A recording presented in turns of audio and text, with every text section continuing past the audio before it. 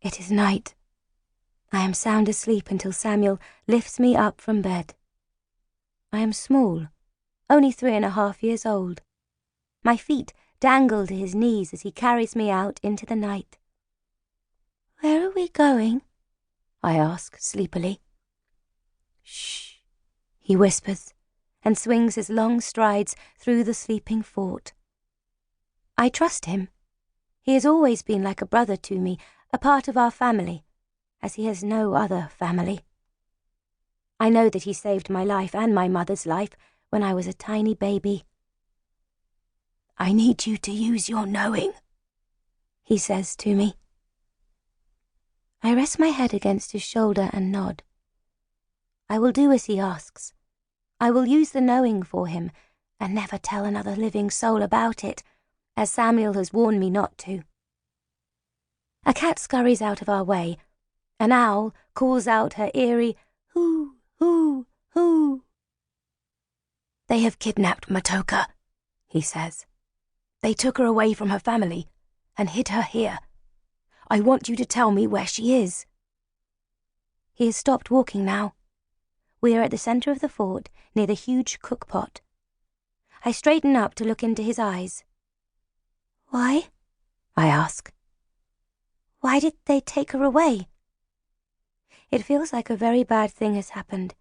If I find her for Samuel, will I undo the bad thing? Samuel begins to try to explain it all to me. How Captain Argyle is holding her for ransom, to get her father, Chief Powhatan, to send us back prisoners and guns. But it is too hard for me to understand, and I am already looking for Matoka, searching with my mind. I feel each cottage in the fort, the sleeping babies, their dozing mothers and snoring fathers.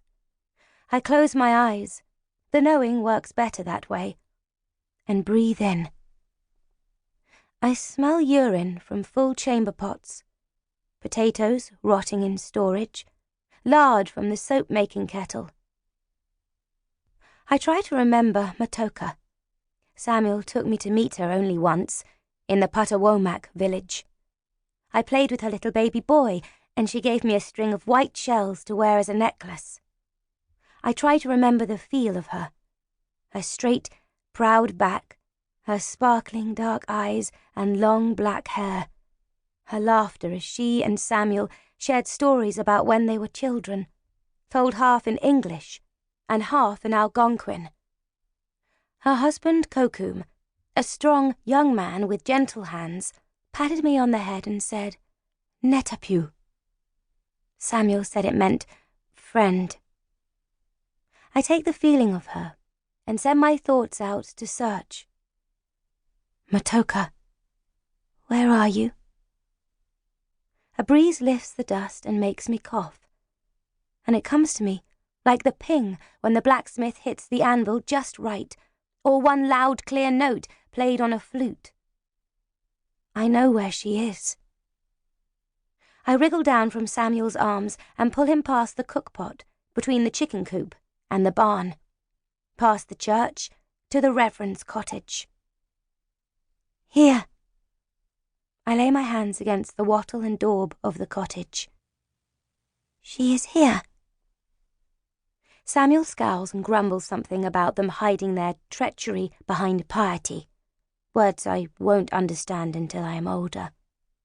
Then he drops to his knees and sets to work, widening a hole in the wattle and daub already started by the rats.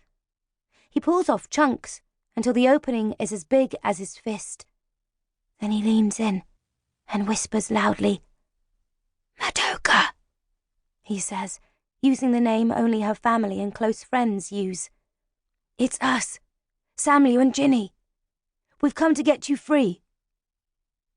We hear the soft padding of bare feet. I push Samuel out of the way. I want to touch Matoka, to give her some comfort. I reach my hand inside and feel her cold, shaky hand grasp mine. The knowing comes over me with terrible force, making clear what her fate will be. Tears run down my cheeks. I pull my hand away.